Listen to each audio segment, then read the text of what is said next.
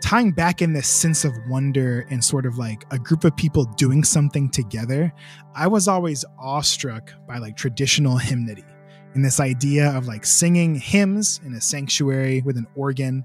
I just always loved that. It always felt like the most special time of like a worship service.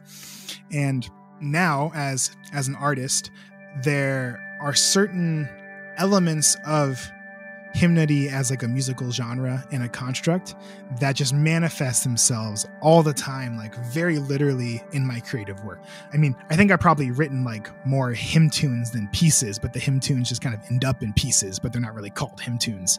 And so that's like a really important part of what I do.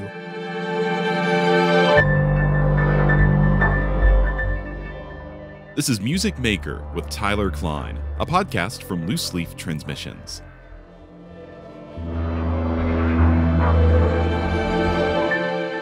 Howdy folks, Tyler here, and I'm really glad to have you along for this edition of the show. And if you are a first-time listener to this podcast, I want to take a minute to say welcome and to let you know what this is all about. I'm a composer, a radio broadcaster, curator, producer. That list just goes on and seems to be growing every day. But mostly I would qualify myself as simply a maker of things. And on this podcast, I sit down with other creatives who make things to discuss their journey, process, philosophies, basically whatever it is that makes them who they are and goes into the art that they make. And if you are tuning in for, well, not the first time, it's so great to have you here again. On this episode of Music Maker, I'm joined by Nathan Hudson. Nathan Hudson is a composer, educator, performer, and curator living in Charlotte, North Carolina. His music has been called simple yet cinematic and tonal-lyrical-primal-old/new synthetic and partakes of a rhapsodical quality in new ways. His debut album, Music for Falling and Flying, in collaboration with author Ben Loory, is set to release this fall. Nathan is currently on the music faculty at Central Piedmont Community College and is the managing director for the Next Generation Trumpet Competition. When he's not composing, he enjoys thinking deeply about coffee, playing disc golf, and spending time with his wife and 3 cats. In this conversation, we discuss the thread from his childhood making music in church and how that expanded into the music that he makes still today, all the ways he cultivates community as both a composer and even a trumpet player, and his close collaborations with the author Ben Loory. 2 things to note before we jump into this. Close to the beginning of this conversation, Nathan shares a not-so-great but all-too-common story about an elder composer and the implications of what this composer told him. And Nathan has asked me to edit out the name of this person, so you may catch some of that in just the production of this conversation. Also, on a lighter note, the very end of this discussion is just like this huge deep dive into Nathan's work in coffee to an extent that I was not expecting. And so for the coffee lovers out there, this episode is especially for you.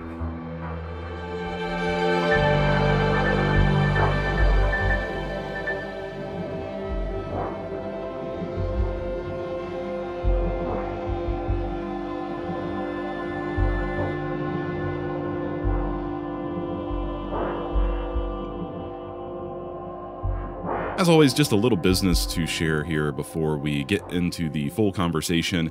One of the simplest and indeed the best way for you to support this podcast is by doing what you're doing now, listening to it, listening to this episode, listening to earlier episodes, telling your friends to listen, spreading the word, and also by giving us a follow on your favorite streaming platform. That will ensure that you get the newest episode of Music Maker as soon as it's released and pushed straight to your device. Also, an equally impactful way, and a bonus, another free way that you can help the Music Maker podcast is by leaving a rating, and if you can, if your app allows it, a review if you feel inclined. The more of those that we have, the more visibility the podcast has, and the more we can grow the podcast. Also, I haven't gotten any reviews. I just want to put that out there. But as soon as those start to pick up, I'll even share them on the show. So yeah, let me know what you think of the podcast.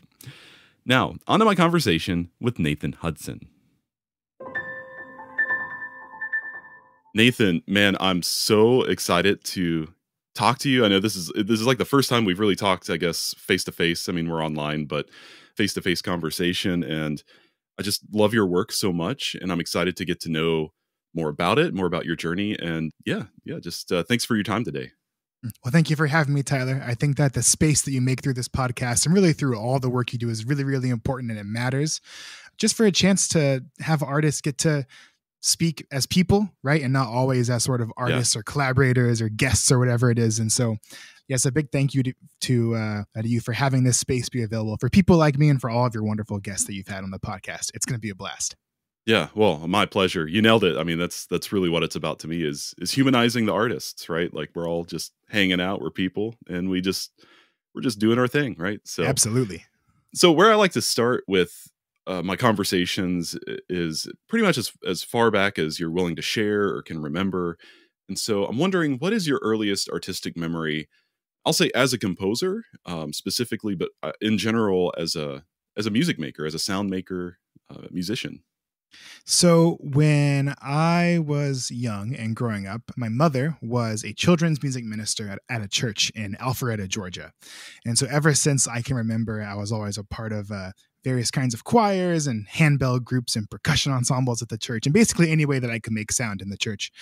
And there's one memory that just sort of really, really sort of pops out to me. And it was, I want to say I was maybe first or second grade in a choir.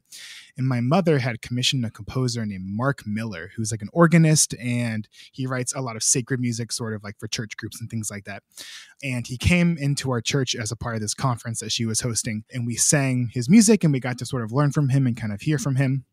But the part that really stuck out to me as a young musician was that the music he was writing and that we were singing wasn't about him at all. Like the music was just a vehicle for him to come into this church and be with us and kind of, have us make all this noise. And that really stuck out to me because, my mom always wanted us to sing well, and she was kind of focused on these details, which is great, of course, but it was kind of nice to hear from someone else that it was okay just to sort of make sound together in this space and get a little rowdy, and that's okay. And so that memory really sticks out to me. Yeah. So my next question, and the question that I ask everyone, is when was your first encounter with a composer? But you kind of just answered that. I mean, was that a regular occurrence in the music ministry? Like, did she bring it? You said that was maybe first or second grade. I mean, were there other times when other composers came in over the course of your time in that church making music? Yeah, she tried to bring in composers. I wouldn't say it was every year, and it wouldn't always be for the choir. It also might be for something like handbells or for some other kind of sound making device. Or she would do, like a musical every summer as a part of like a music camp, and maybe somebody who was involved in that might come. So I would say it was moderately regular. I don't know exactly. It feels probably above average for most churches, but it really sticks out to me though. Yeah. So when would you say, I mean, is that something that sparked your interest in composing, or like the first time you put notes on a page, so to speak? When would you say that happened? That experience did not really have anything to do with my eventual career as a composer. At that point, I wanted to be a zoologist. And so I was just sort of doing church choir because, my mom worked in the church and I had to be there. But of course, my mind was on animals and snakes and Steve Irwin and things like that. But the first time that I began putting notes on a page would be in middle school. All throughout my life growing up, I had, and I still have sort of a bad stutter, although you probably won't notice, but it was especially apparent for me as a middle school student. And I was very self-conscious about it. And so the sort of higher thinking me wants to think that my pull towards composition was sort of to fit the cliche of like, I had a hard time saying these words, so I wanted to say something else through music. But that's only like sort of true, right? Like that's kind of like the fun story to add later in life, a bit like this Mark Miller story, to kind of look back and think about these past experiences that, of course, as like a first or second grader, I'm not exactly aware of the impact it's going to have later. But more than that, when I was in middle school band, I think it was in 7th grade at a Northwestern middle school, we were playing this piece called Flight of the Thunderbird by Robert W. Smith. You ever heard this piece? I think so. Yeah. I mean, it's like a certified classic. We played so many of his. So you might be interested to know, because I know you're a trumpet player. For most of middle school, I was also a trumpet player before I switched to the baritone and euphonium. I kind of grew out of the trumpet, I guess you could say. But yes, Robert W. Smith was like like his music as me as a middle school trumpet player, it was like, whoa, I had like a big Oh yeah. time moment like that. Even though, of course, you listen to that now as a professional and you're like, yeah, that's music for middle schoolers. Right. Yeah, he unfortunately passed away recently, and Yeah. I had the privilege of actually teaching with his daughter Savannah in Georgia back when I was still living there. She was a middle school band director down in Fayette County. But anyways, so we were playing this piece Flight of the Thunderbird. And it's a bop, everything's rocking and rolling. And my friends and I, who were playing trumpet, were like, you know what this piece needs? It needs more like 16th note runs that get to the high note. And you know what? It actually needs more high notes, I think. And so in our sort of practice time, we'd go in there with our pencils and we'd like add all these extra notes in the score. Now, sometimes we'd forget to erase those notes. And so we'd get to rehearsal and we're playing, and then my intuition kicks in and I do the thing that's not on the page, and I get, a funny look or a scold or something from the director. Sure. But that moment was really important for me because I realized that even though in that instance, it was maybe not as collaborative as like it should have been later, it showed me that I had the power to be a part of the creative work of playing this music, right? Like, I think that's so often for young students, especially, there's a sort of dialogue of like, you're given a piece of music, you're told by your like director, here's what you got to go home and practice. You go home, you shed, you come back, you play it again, it gets marginally better. And this process kind of like repeats until the concert. And that's an important pedagogical process for a lot of reasons. But I found by sort of altering this piece by Robert W. Smith that I could change things and the music changed. And I felt like I was being invited into this creative space. And in that instance really helped to set me on this path of having an interest in composition. On that same year, I wrote a brass quintet called Joyous Wonder, and it won the MTNA Young Composer Award that year. And I got flown out to Minneapolis and I got to hear this quintet performed by the Army Band Brass Quintet. I got my first copy of Sibelius 4 or 5. I forget which one. I still use it now because it sort of updates, even though the recent update was sort of frustrating. I have some thoughts about that, but this is not a Sibelius or an Avid podcast. So all of that just sort of stumbled forward, and it kind of built and built. And then in high school, I was writing a lot of music. I was playing a lot of trumpet. And then the rest is sort of history after that. I love talking to former band kids, I guess I'll say, because that was my musical foundation. And, I'm always interested in the commonalities of the experience because, I grew up in Kentucky, you grew up in Georgia, which is, it's all kind of the South. And I don't know. I mean, you're talking about altering the music in your own little way and sometimes getting a funny look from the director, or maybe like getting not like kind of a mean look in some ways. And I remember, being in the low brass section in high school, we would do nonsense like that all the time. We would like add pedal notes to like fill out the music a little more. And it was all just like having fun and intuition. And our band director actually, he was the kind of guy, it's like, music should be fun. When it's time to be serious, let's be serious. But he never like told us not to do those things, and he was as one of the only people interested in arranging and composing in my high school band, he was very supportive of that. Do you feel like your teachers were more or less supportive, or did you, I mean, it sounds like you were pretty much on track as a composer, like from a very young age. Can you talk a little bit about what the environment was like that kind of enabled you to do that? Yeah, they were definitely super supportive. It's something that when I was in high school and I was a part of the marching band, the people who were writing our music, doing all the arrangements, were like the people who worked there at the school, like with their band program. And so I got to see these people all the time, and I'd go in their office and we'd talk about like why they're, arranging certain things a certain way, or like, why is this high brass feature, like this? Why is the clarinet solo like this? And I got to sort of be a part of that process. Of course, they might not take everything I say to actually change, but again, it was just it was an opening of the door to sort of bring me into that space. My high school band director was a guy named Ryan Borger. And outside of the marching band space, he was very supportive of my career as a composer. He actually let me write 2 pieces when I was in high school that our high school band played, which was really, really terrific. I got to have that experience of sort of writing a piece as a junior and then hearing it like my senior year on a concert. And it was just so surreal, like, to have that experience, because I mentioned like the middle school MTNA thing, but that was sort of different. I didn't really know like what was going on.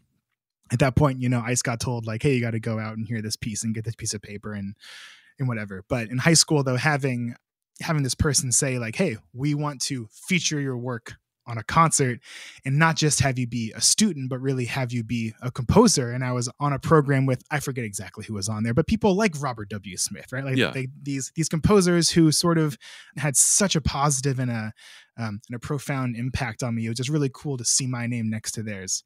And so it was definitely a supportive environment. But hearing you talk about how your director was sort of encouraging of that music should be fun, that's like absolutely the first thing, right? And it's something that later in my life, like I know I might talk about Forge and Flourish later on, but later in my life, that's something that sort of that event was a direct response to, because bringing that kind of like creative onus and sort of putting it, well, onus isn't the right word, that has like a negative connotation, but sort of bringing in like the creative responsibility and making it available for young students to partake in and encouraging them to make choices that matter, that impact on things.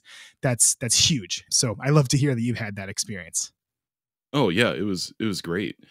Talking about Robert W. Smith, he was like a guest composer for the district band when I was in high school. And so like I had a couple opportunities myself to not really meet composers, but work, I guess, under the baton of composers playing their music. You were talking earlier about your mom bringing in composers to the music ministry at your church. So now I'll ask you this question, but in a different way. When was your first encounter with a composer? Like when you were conscious of like, oh, this is a composer, this is what I want to do. Was that in high school at that point? It was in high school, and it happened twice. And the first time was a much better experience than the second time.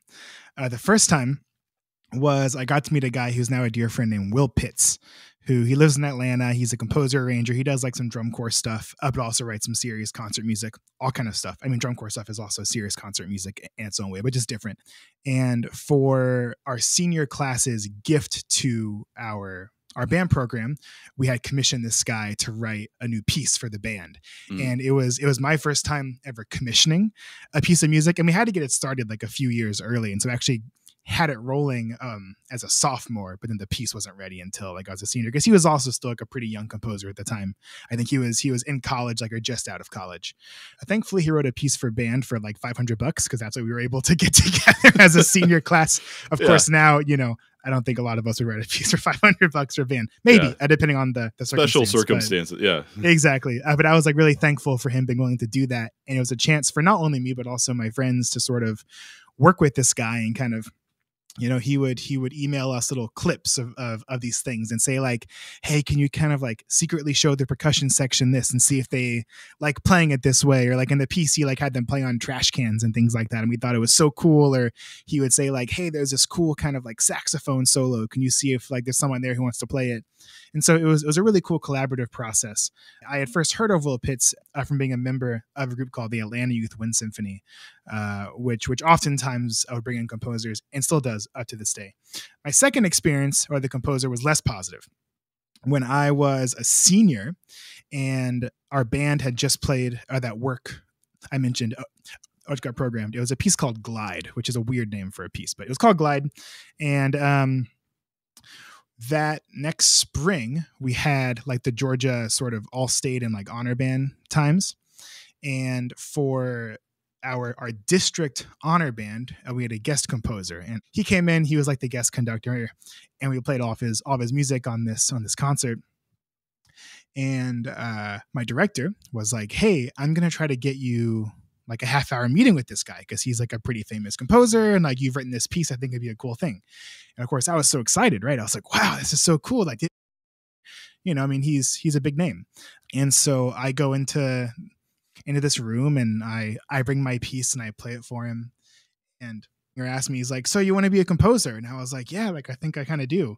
And he's like, yeah, if I were you, I wouldn't pursue this. And I was like, why not? And he was like, I just don't think that your music has that spark. He told me this, and I was like, what the heck, man? Like, in retrospect, what a terrible thing to tell. What does that mean? What does that even mean? Yeah. It's been anything. But whatever. I'm kind of screw that guy.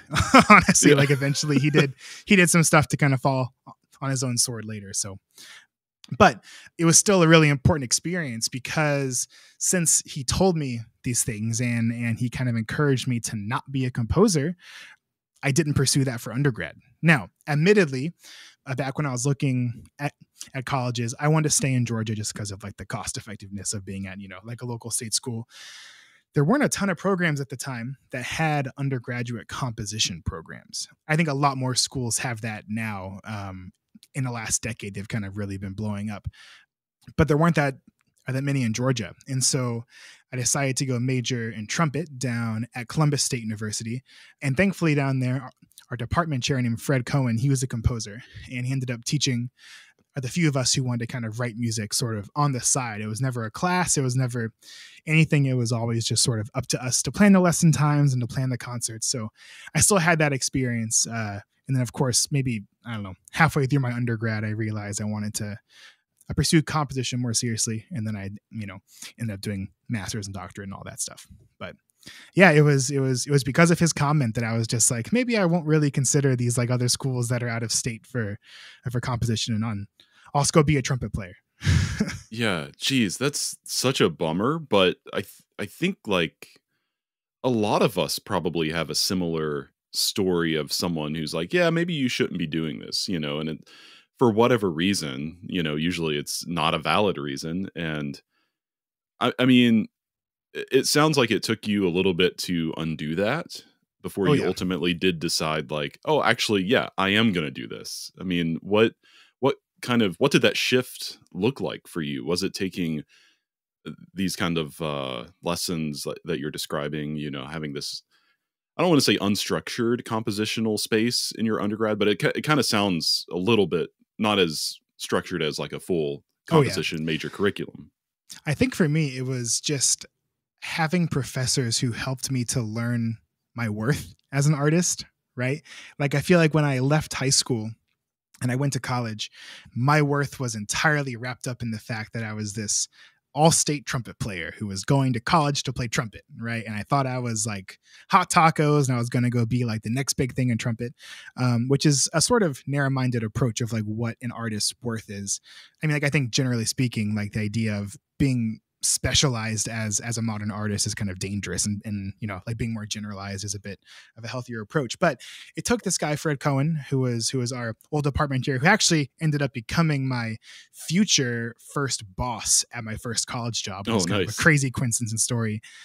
He ended up heading out to California to be a department chair at San Jose State University, where I taught after my doctorate. Anyways, but him and then my trumpet teacher, Dr. Robert Murray, both of them were just super supportive of me as kind of like a total artist. And they encouraged me to explore all aspects, right? Like, so Dr. Cohen was saying, write music, but still play trumpet. And then Dr. Murray was like, play trumpet and still write music, and kind of let these things interact together. So it took a long time. High school Nathan was really focused on accomplishments. Right. High school Nathan was really focused on being known and being seen and being applauded, but that's not exactly what it's about. And it took a long time for that to get sort of unpacked. It could have come from the kind of band program I was in. Our high school, Milton High School, has a great band program, but it's one of those competitive band programs, right? So our marching band did all the competitions, and our wind ensemble went to all the festivals, and it was always this kind of status thing in the community, which I think had a lot of good that came with it, but it also led to some unpacking having to happen later, as you said. So yeah, I totally get it. I totally get it.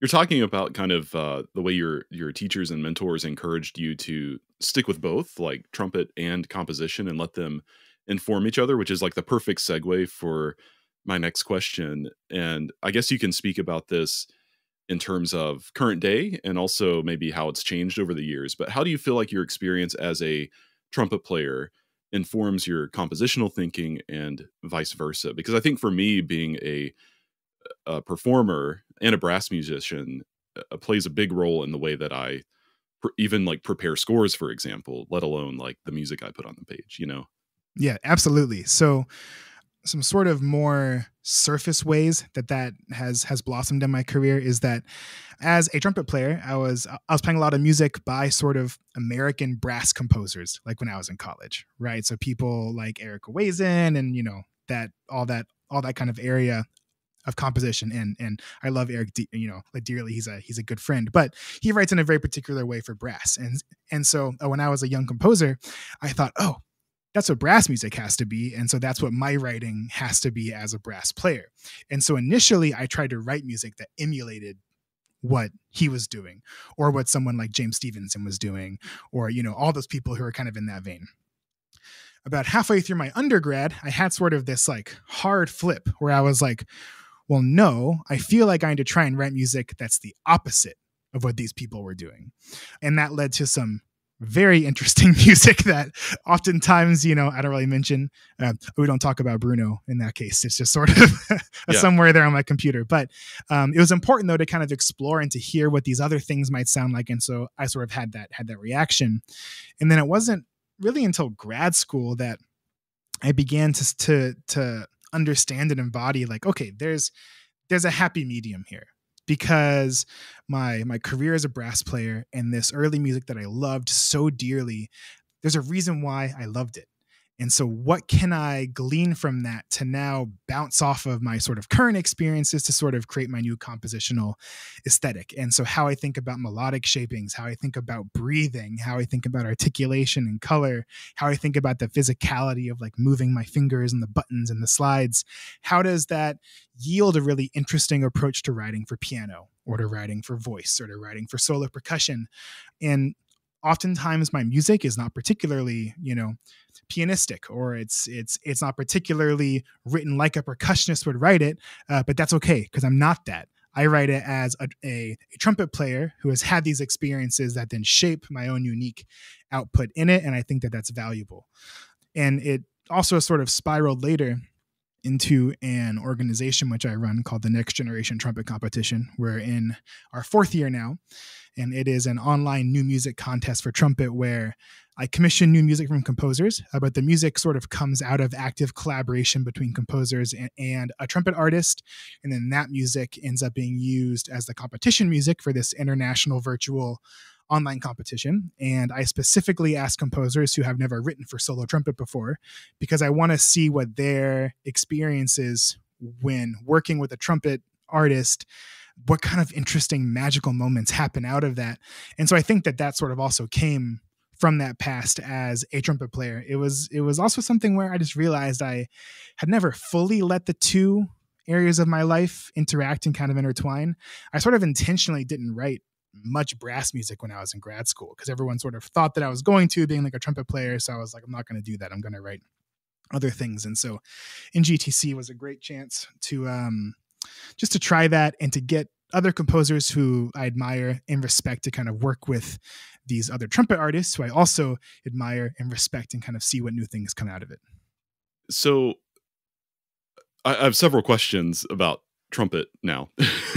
Hearing you kind of talk about this, because, because of my radio show, I am familiar with so many different pieces by different composers, like countless composers. And I have to say, one of the frustrations I run into is there's just like not a lot of recorded music that like fits the sound of my show for brass instruments, but especially for trumpet. And do you, not to paint broad brushstrokes, but do you think that in the trumpet community there is an interest for new works in the way that you're describing? I mean, I'm not in that community, so I'm not that informed about it, but what you're describing with the Next Gen Trumpet Competition, I mean, I don't know of any other kind of organization doing that for trumpet, and really for like very many instruments at all either. So I'll be honest with you. There was sort of a secondary motive to also making NGTC happen in a reality. And that was that I thought there was something worth exploring with the other sort of stalwart historic trumpet institutions, right? So things like the International Trumpet Guild or the National Trumpet Competition. I love the people who run them, and they do important work. But especially like a lot of the brass communities and these brass organizations, they sort of celebrate the pillars of the past, right? Yeah.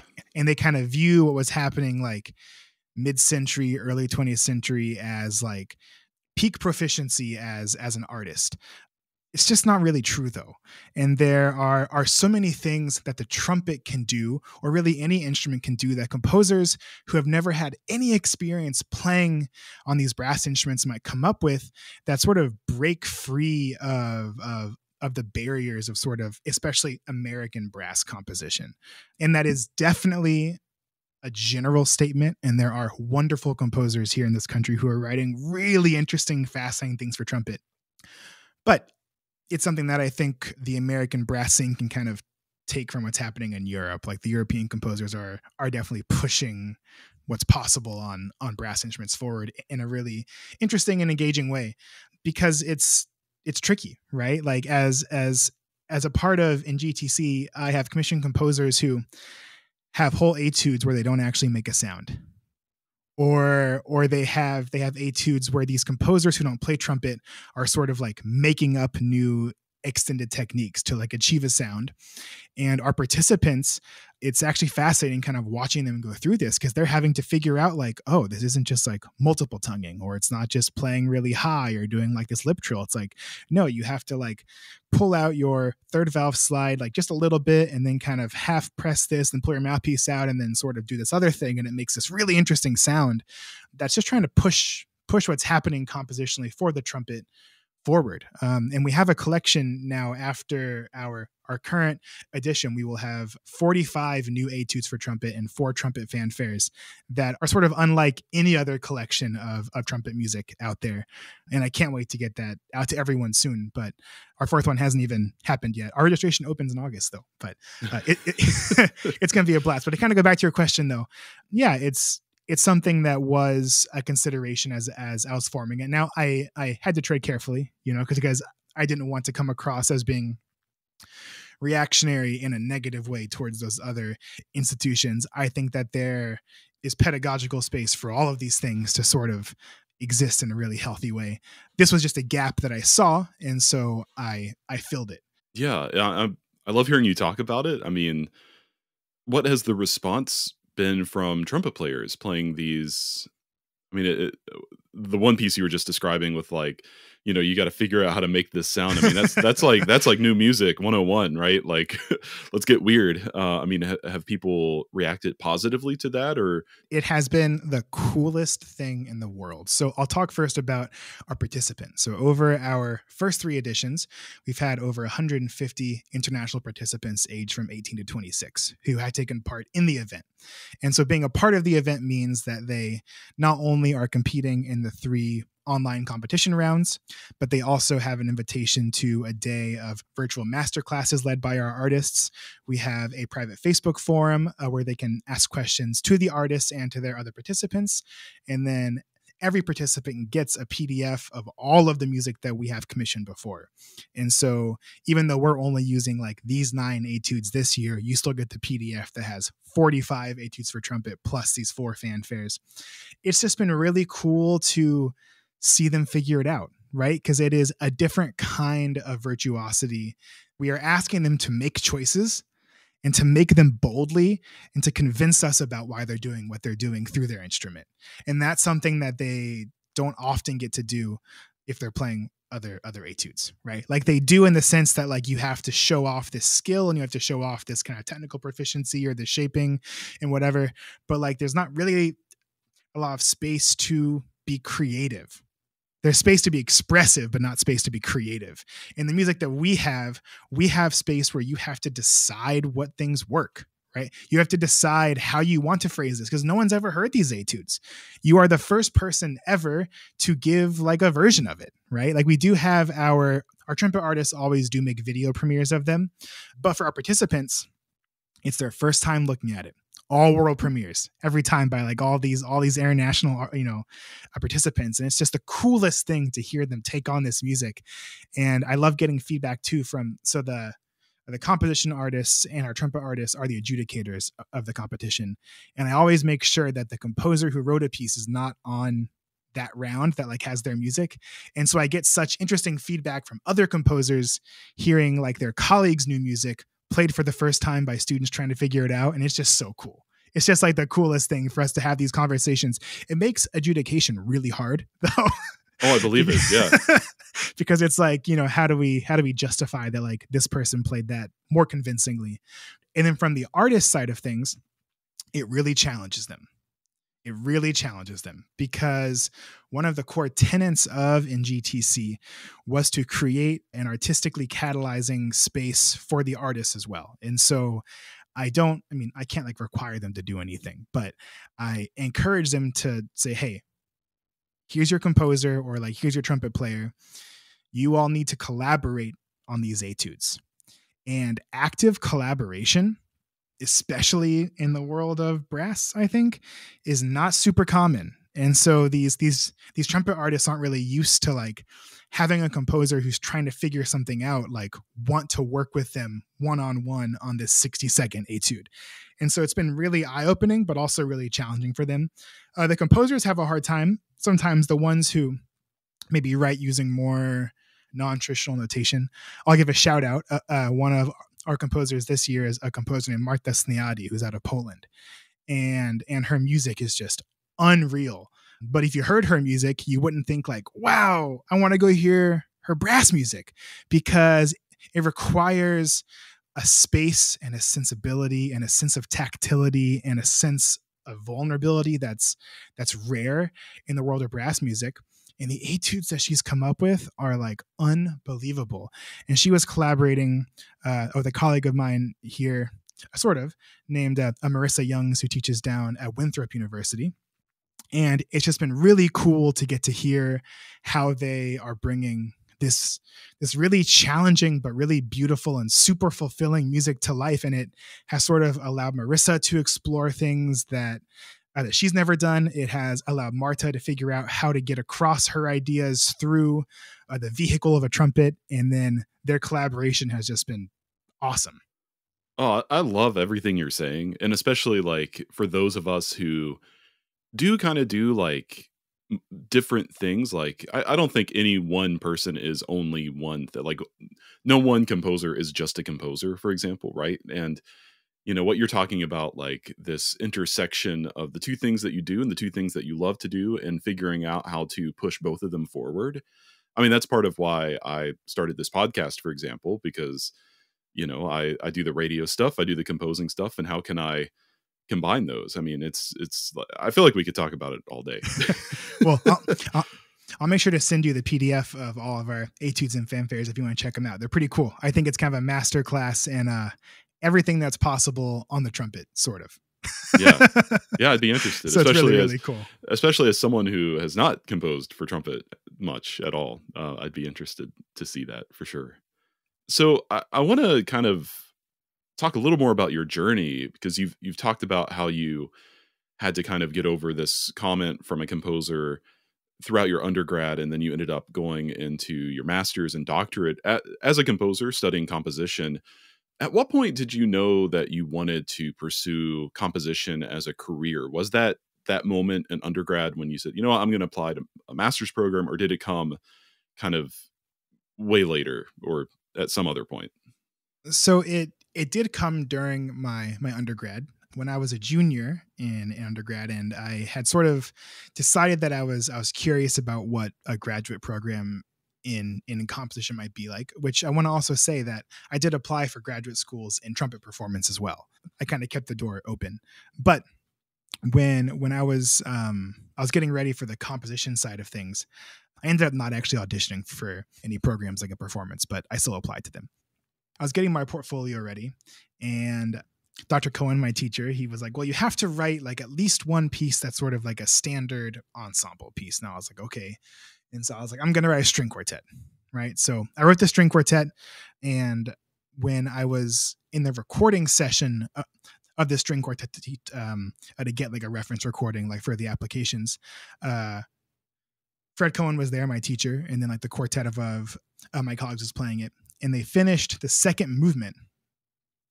And I looked over at my teacher and I saw that like he was kind of crying a little bit. And I asked him, I was like, hey, like, are you okay?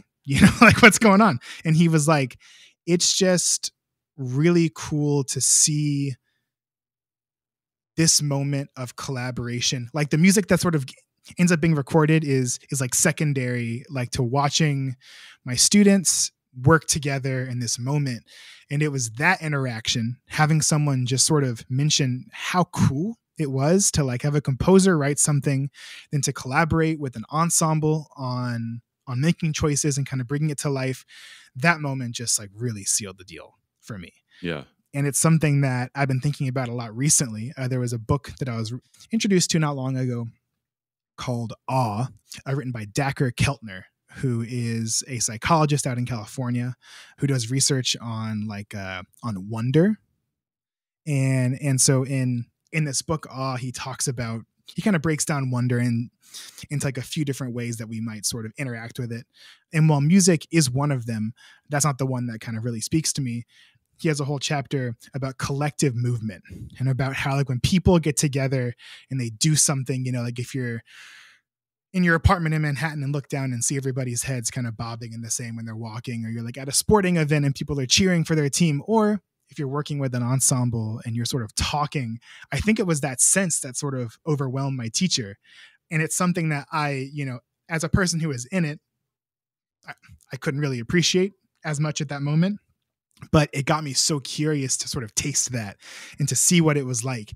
And that's been just like the biggest joy and something that really has made this career as a composer just the easiest thing in the world. Yeah, so much of what we do, I mean, like when I think about some of my best pieces and some of the best music I've written, it started out with like sitting down with the performer and just them making sounds at me. I wrote a piece in undergrad for flute and saxophone, and my teacher in grad school later told me, he was like, yeah, none of your other portfolio pieces mattered. It was just that one that I knew I needed to have you here. And that piece started out with like the faculty members at Morehead State University being like, we want you to write a piece for us. Come into our office. And they just like made all the sounds they could make on their instruments for like a good hour. And I'm just like sitting there like, the flute can do this, the saxophone can do this. And weirdly enough, it's like one of my first major pieces and one of my most experimental pieces in some ways. But yeah, awesome. I think I'm with you. It was that kind of moment that was like, whoa, yeah, like, and that moment has repeated itself time and time again in the work that I've done. And it's, I don't know, I think it totally upends the idea that like composers are isolated figures toiling away in their dungeons, you know, by candlelight, right? Like that is sometimes who we are, but but not always. What's that piece called, Tyler? What's that piece called? It's called Different Worlds. Different Worlds. Okay, yeah, I gotta go check it out. It's on. There's a great recording on my SoundCloud, which I never update, but it still lives there. So that kind of feels like everybody's SoundCloud. It's like, yeah, it's where this one piece is, but I don't know my login info anymore. Right. So another thing that you and I share in common is that, you know, we have roots in the South, the Southeast United States. And so a lot of the musical activities you do today are based still in the South. You live there and you work there, you have your festival there. And of course, this is also where you're from. So do you feel like your Southern roots influence your creative work at all? And I guess what's the importance to you of remaining active in this area? Yeah. So what's been really interesting is, so after I was in Georgia, I did my bachelor's degree in Georgia, in Columbus, Georgia. And then I moved up to New York and did my master's and doctorate at Stony Brook University on Long Island. Go Seawolves, whatever those are. No one really knows, but go Seawolves. When I was up in New York, it felt like a place that I thought I had to be, but not a place that like my heart was. Like it felt like a sojourn, right? Like it felt like a temporary sort of visit into this sort of other artistic space that really shaped and changed and kind of challenged me to, I think, be a better member of the community where like I wanted to be.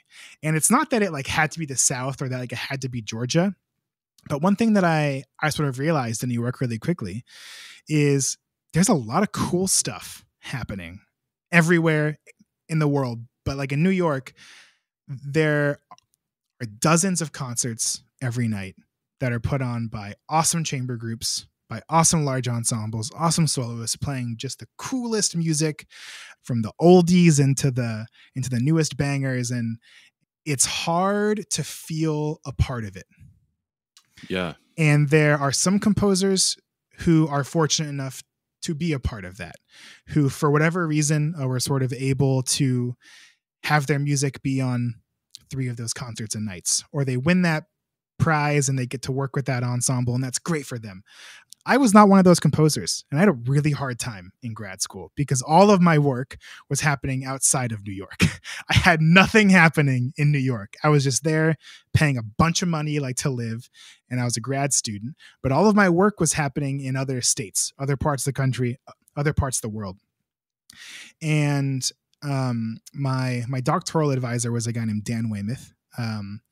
And he's now a dear friend and mentor. But he gave me some advice one time when I came into his office, and I was just kind of talking to him like about all this. I was like, Dan, I feel like I'm so behind or something, because I had these friends who are just killing it and their music is so good. Like I listen to it and I'm like, oh, it's so great. And then I have to like work full time at a coffee shop, and I commute from Manhattan to Stony Brook, and I do stuff like in Georgia, but I like live here, and I can't reconcile this in my artistic career.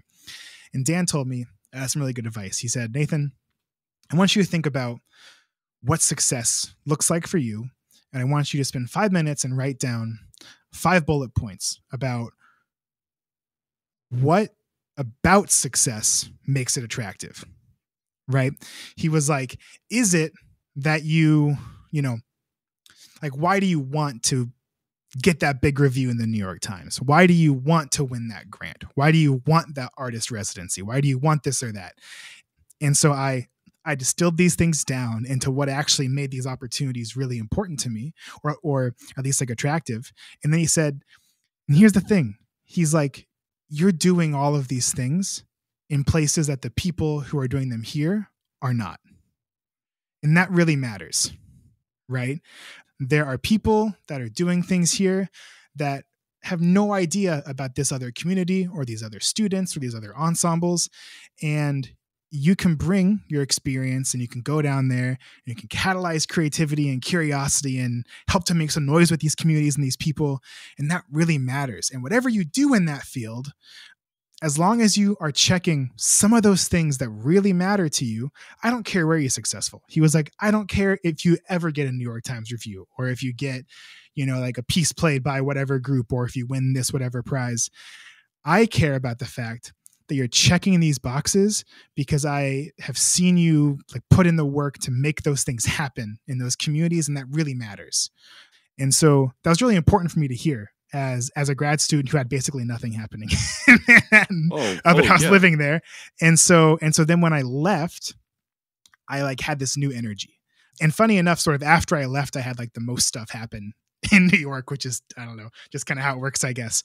But I left and I was like, you know what? I'm going to meet these communities in a space that other people aren't. I'm going to try and find these gaps. So things like NGTC or the Forge and Flourish Festival or whatever it is. I'm going to try and find these gaps in a place that I know, in a place that feels home and that feels comfortable, to help make this community maybe uncomfortable, but sort of push forward into something they haven't had before. So I think that might have answered your question. I don't know for sure. Oh, yeah, for sure. I think it's something that's really important to me. And I just had Emily Coe on the podcast. I don't know if you know Emily, but she's based in Atlanta. And of course, she works at UGA, and she's active as a performer, composer, curator in that area. And that's something we kind of touched on just briefly. But this idea that, and I think there's so much about the institutions in the new music field that kind of go into support this, for better or for worse, where a lot of the activity, like we're convinced like, oh, we have to be in New York City, we have to be in Los Angeles, or like, Chicago or Seattle, or like these big coastal cities, or top 5 biggest cities in the country. Like that's like the only place worth making music in, or experiencing culture in. And it's like, that's not where I'm from. That's it's like, if that was the only place, I'd be dead in the water as an artist, right? So I don't know. I would agree. I mean, it's so important that I think it's more important the people like you and people like myself, like cultivating artistic communities in unexpected places, unexpected geographical locations. I mean, that's And it's huge. so easy like to feel isolated, I think, right? It's like I was thinking about this the other day. I was looking like on Facebook for something, which like Facebook whole Yeah. thing as Yeah. like a Right. as musician. But I realized like I sort of see like the same, I've been like friends with or following like the same people for so long that I just like don't see what's happening in these other places. I don't see what's happening in these other states or countries or towns or who knows. And so I've been trying really hard this past year to go look up like the results of like more regional young composer competitions or like call for scores or like programming by kind of like more regional ensembles, because like I learn about like all the cool stuff happening that's like not on my Facebook friends list. Right. Yeah. and I find great composers who I had never heard of, and we don't share any Facebook friends, and I'm like, that is so cool. Like Yeah. I don't know Oh, anyone like that. that's a common phenomenon for me is like who is this composer? What is this music? Like this is the most incredible stuff I've ever heard, and it's by like Yeah, a composer who rarely makes it onto programs in all yeah, I these love it. places that we're talking. Yeah, it's good. I like that. It's so important, and it's something, as I mean, you mentioned Emily with her curatorial work, like it takes effort like to curate like programs like that, and it takes effort like to do the work and to dig and to find, because it'd be easy for us to fill programs like if you just kind of go with like the ones who we see all the time, but you have to really put in the effort to go look for it, because there's just so many awesome composers and ensembles and artists doing such interesting things everywhere. Oh yeah. Well, I guess on that note, can you tell me more? I mean, you've mentioned Forge and Flourish, your contemporary music festival, a time or two. Can you tell me more about this? Like what? Yeah. I mean, I think you kind of answered my question and what prompted you to begin it, but maybe you can talk about what that process was like Yeah. and what role does running this festival play in your overall creative practice? So I do have to be honest about something. Ever since I moved to Charlotte, we have not had a Forge and Flourish Sure. here yet, but we are currently hoping to have something similar, start back up. It turns out that takes like a lot of effort to run a thing like that, and I just don't Oh have yeah. the space to do it right Oh, now. I've been there. But we had 2 awesome seasons of Forge and Flourish, and what it was after I finished my PhD, and so I graduated in December of 2019. So right before the whole world shut down. And I moved to Georgia, and I was teaching online at San Jose State, where I mentioned that my former teacher, Fred Cohen, was the department chair, and he was my first boss, and that was really cool. But it was like an online job, and so I was living at home, and I was teaching online, and I was optimistic that like at some point something would open back up, and there'd be opportunities for like in-person music making again. And the Atlanta Arts Council launched this virtual arts initiative grant. And it was a grant to sort of fund Atlanta area artists to create meaningful opportunities for students and their families in the home. And so I applied for this grant with this idea where I wanted to record 5 YouTube videos where I introduce 5 pieces of music that use non-standard notation, that require no educational background in music. And I teach these families and these children how to read this music, how to perform it, how to change it, how to do it if you do have experience, how to do it if you have infants, how to do it if you're elderly, how to do it if you're everything in between. And so I recorded these 5 videos. I wrote 3 of the pieces, and then I commissioned Alex Temple for one, and then I commissioned Kevin Day for one of them. And it was just such an interesting thing because I record these videos, and then I had a Facebook page that was sort of sponsored by the city of Atlanta, to where the families would like upload videos of them performing the music. Oh, And that's awesome. it was so cool. And it it was all kind of like silly stuff. Like there was like one where you had to build like a found marimba, and there's one where there was this like electronic track and you had to follow this line with your hand and sing pitches. There was one, Alex's piece involved kind of words that were spoken. I wrote a piece that was like a musical Mad Lib, like where you kind of like filled in words that were certain syllables or certain things. And then like Kevin's piece was a piece for a very basic like piano or like anything that can make sound. Anyways, and it was just so interesting to see that there were all these people who were interested in sort of non-traditional methods of making sound. So that then when we were able to get people together again, I thought, you know what, I wanna make this a little more secure. And so I decided to kind of rebrand as the Forge and Flourish Contemporary Music Festival. And what we were a week of concerts and educational events for high school students in the Atlanta area, where we invited high school participants to come in for a weekend. And they learned from a really exciting roster of artist faculty, and they learned a concert of 6 pieces that every single one of them used non-traditional notation. And the goal behind that was I wanted to just expose them to, which you've kind of heard me say it like a few times, I wanted to give them the green light to make choices about how this music sounds and to be convincing about it, which is something that, like, while they hopefully are getting in some way in their high school band classrooms, it's going to be like a small percentage just because it sort of has to be for other reasons. But I was like, well, that's fine. I don't want to mess with that. So I'm going to make this opportunity for students to come and to experiment with it. And it was just such a blast. And our faculty gave concerts around the Atlanta area in already established public spaces. So places like parks and breweries or libraries. And then our students gave a concert at the Alpharetta Arts Center, which was like our big kind of like venue sponsor in the area. And it was just so cool. And then every year we commission composers like to write music. Like you mentioned UGA, we commissioned Peter Van Zandt Lane for a piece. We commissioned Flannery Cunningham for a piece. And then we played just a bunch of other really interesting music with these high school students. And we brought them together from all parts of the greater Atlanta area. And it was just really awesome. And I think one of the most fun parts about it too was outside of the actual festival, which was a blast, going into the high schools like to recruit was always hilarious because, you know, I made sure to kind of like prep the educator who I was going into like their classroom, like, hey, I'm going to talk to these students about some maybe perceived gaps in what they're getting. And it's not me doing a slight at you. It's just me showing like, hey, here's some stuff you haven't had exposure to. Here's why I think it's cool. And so I'd go into these classrooms and I kind of had one of my pieces like from the videos from before, which I mentioned, and we would sort of do it together as a class. And it was just so cool to like watch their eyes kind of just like light up like, oh, this is so cool, like to be able to do this.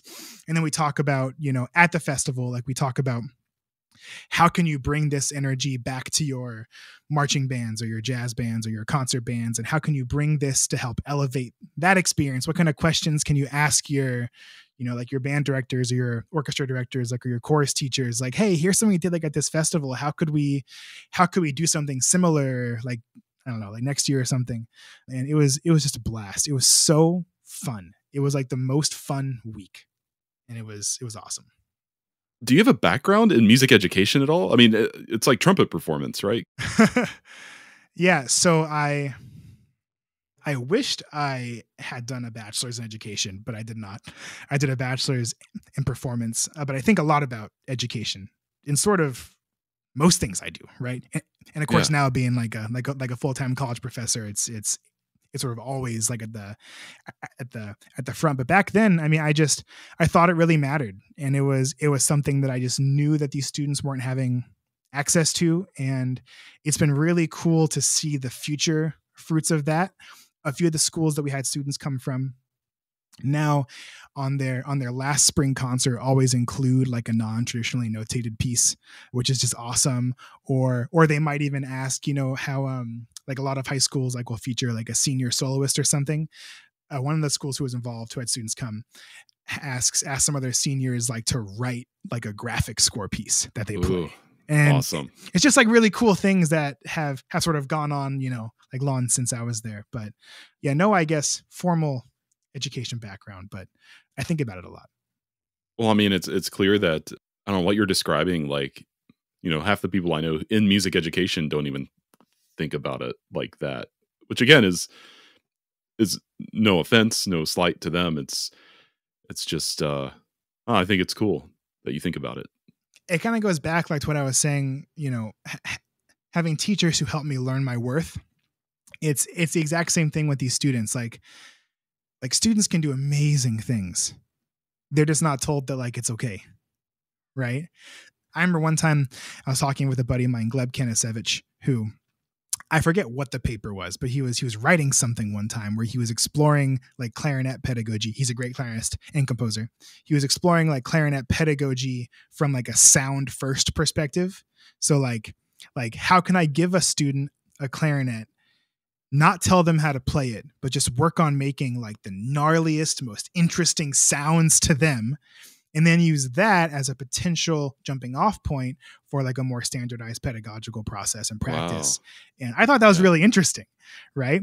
And of course, like a lot of music that sort of explores those more non-standard techniques, like it requires a different kind of ownership over the instrument, right? Like it's why free improv is like so hard. And it's why like having it really be convincing is so difficult, because you have to know what's going to happen on your instrument to kind of tell the stories that you want to. And so it really stuck with me. And so I don't know, I think about it a lot. I love it. I think it's beautiful. I love making noise. I love all of that. So no, well, I so appreciate it. We need more people like you. Those videos I think are still on YouTube, like from the virtual music initiative or the virtual arts initiative. It's still on YouTube. I think you can go watch them. It was really cool.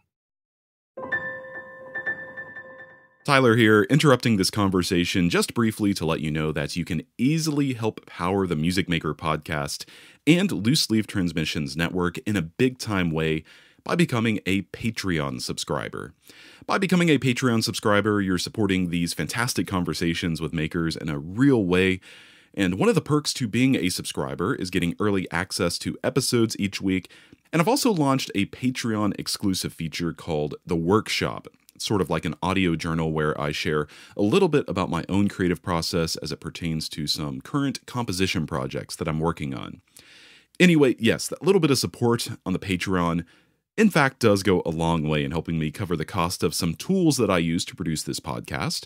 So I hope you'll consider becoming a subscriber by following the Patreon link in the show description of this episode, or you can log on to looseleaftransmissions.com/support. Really appreciate you getting back to me.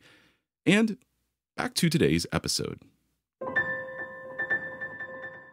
I always ask this question to everybody, and every time I feel like I've already halfway gotten the answer to it by the time I ask the question, but I'll ask you directly. What would you describe as the primary pillars of your creative practice? That's a great question. And it's like one of the hardest questions to answer. And, like it's something where like being on some recent like search committees, it's also really interesting to hear how like other people answer those questions, because I always thought I was like bad at answering them. So it's nice to hear other people who speak more elegantly than I do. So for me, a lot of it comes back to when I was a younger child and kind of being brought up in the church, tying back in this sense of wonder and sort of like a group of people doing something together. I was always awestruck by like traditional hymnody. And this idea of like singing hymns in a sanctuary with an organ. I just always loved that. It always felt like the most special time of like a worship service. And now as an artist, there are certain elements of hymnody as like a musical genre and a construct that just manifest themselves all the time, like very literally in my creative work. So things like non-syncopated melodic lines, or how I voice chords, or how I think about like progressing through text or something like that. And I see it happen all the time. I mean, I think I've probably written like more hymn tunes than pieces, but the hymn tunes just kind of end up in pieces, but they're not really called hymn tunes. And so that's like a really important part of what I do. Along with that, one thing I love about hymns is that you have these different verses, right? You are singing through all the verses, and even if the melodic shape is the same, we have different words that are sung. And a bit like how a hip hop artist might kind of alter their flow to fit certain kinds of words, in hymn singing, that melodic line changes like depending on the word that you sing. And so this idea of like having something that gets repeated over and over with these small changes until it has kind of reached max capacity has also been really important for me. And so in my music, I like to take these really simple, small structures and kind of blow them up until it's just done. And when it's done, like the piece is done. And so those two things are probably slightly more technical than what you were sort of asking about. But in terms of just like some compositional process stuff, I would say that those two things are really important as pillars in my work. I think it's so cool that like you can draw that thread back to like your childhood and the music making that we started this conversation talking about. I mean, that's always fascinating to me. So I probably like, I don't, at least like what I know you for, like the work that you do is your work with Ben Loory. And so of course we can't have this conversation without touching on this. So can we talk a little bit about your collaborations with this writer, Ben Loory? How did your relationship with Ben begin, and how have your projects together enhanced your music? Because I imagine that these types of collaborations, I mean, every time I collaborate with someone, it's like the best possible version of my music. Yeah, so Ben Loory and I, oh boy, Ben. I love Ben with my whole heart. So I first heard of Ben Loory when I was on the way to my first graduate school interview. I flew into Chicago, and then my brother drove me out to Ann Arbor for an interview at the University of Michigan. And it was on Valentine's Day. And as we were in the car driving, we turn on NPR, and it was on the program This American Life. And Ira Glass gets on there, and Ira Glass, he's like, and for our next act, we have Act 2, and it was called Cold Stone Dreamery, and I'm going to feature author Ben Loory reading his story, The Duck. It was not exactly that, and that was kind of like a bad impersonation of Ira Glass. But anyways, and so then Ben Loory, he gets on this, on the radio, like broadcast, and he reads this story called The Duck. And in The Duck, I'll kind of give you like a brief synopsis. There's a duck who falls in love with a rock. And then there's a whole bunch of other ducks in the kind of duck group who sort of make fun of him for it. Because, he loves a rock. Like, how are they going to have little duck babies? Like, it's so silly. He loves this rock. But there's a girl duck who didn't laugh and who kind of felt a mixture of like compassion and like sympathy, but also, I don't know, just like a very earnest kind of care for this duck. It's like unclear if it's love or something, but there's a girl duck who kind of is concerned for this guy duck. And she says, hey, I have an idea. What if we were to go and push this rock to a cliff? And then we push the rock over the cliff, and then rock is gone. And so the guy duck thinks about it, and eventually he says fine, because he wants to kind of get back into the duck crew, right? So all the ducks sort of come together, because ducks are all brothers when it comes right down to it. And all the ducks kind of work together, and they push this rock to the cliffside, but it's kind of a long way away. And so most of the ducks leave. So it's just the guy duck and the girl duck, and they get to the cliffside. And the girl duck asks, like, are you ready? What's going to happen? And the guy duck says, I don't know. And so they push this rock over the cliff. And as the rock is falling, it sort of turns into this beautiful gray bird. And it sort of looks back at the guy duck, and it waves goodbye, and it sort of leaves. And the girl duck is like, what? And the guy duck is like, I mean, yeah, obviously. And so they kind of go back into like the little duck area. And then all the other ducks, are kind of stammering, like, what happened? What happened? And before the guy duck can speak, the girl duck says, nothing, it fell. So anyways, I heard this story, and I was like, Andy, my brother, Andy Hudson, I was like, Andy, I have to set this story like to music right now. And he was like, okay. I mean, sure. I mean, I don't exactly know, like this Ben Loory guy seems kind of famous, and you're not even a grad student yet, but like, yes, go set that story. So I do what you do, and I tried to social media stalk this guy, Ben Loory. And I tried to find out, who do I email? Who do I call? How can I get a hold of this person? It turns out it's hard to get a hold of like a famous author. They have a lot of layers of people before you like get to them. And I had no success for a year. And so I start my graduate program. And then one day, almost a year later, after I first tried to get a hold of this guy, I get this call from a Los Angeles number on my phone. I answer it, and I was like, hello. And there's kind of this like raspy voice on the other side of the line. It's like, hi, is this Nathan? And I'm like, yeah, sorry, who is this? And he's like, oh, I'm Ben, the duck guy. And I was like, oh my gosh. And so anyways, he and I started talking, and I don't know what it was, if it was just fate or something, but in this first half-hour conversation just became like the best of friends. And we scheduled some trips to Los Angeles, and I ended up getting the rights like to set his text, The Duck, like to music, and ended up flying Ben out to New York for the premiere. And we had kind of a concert tour like around Manhattan where we did like The Duck and then like a few other pieces. And then he read some stories, and it was just the most amazing thing. It was, I had done a lot of collaboration with like ensembles or with like a performer, but I like hadn't done a ton of interdisciplinary work up to this point. And it was just really crazy to like work with another living artist who's not a musician at all on this musical product. And so after The Duck, there were like a few kind of like initial recordings and like other performances of it. It got to where I was almost done with my doctorate, and I had asked Ben, I was like, hey, I would like to do another collaboration for my dissertation, but I would love something original, which, it's a little bit like being a composer. If someone asks like, hey, can you just like write me a piece for this thing? Like, it's not always so easy. But Ben was like, yeah, I like have some stories that I had sort of started that I didn't know like where they were going to go. He's like, let me go revisit some and we'll talk soon. Anyways, he sends me an email like a few months later with 2 drafts of 2 different stories. And one of those stories, God, I was just immediately smitten with. Like when I first read it, I like ugly cried, and I was just like, oh my gosh, this story is amazing. And I was like, hey, like, could I use this text, God, for my dissertation? And he was like, sure, let's do it. And so that was our sort of second bigger collaboration. And in God, there's this man who he's tired of breathing.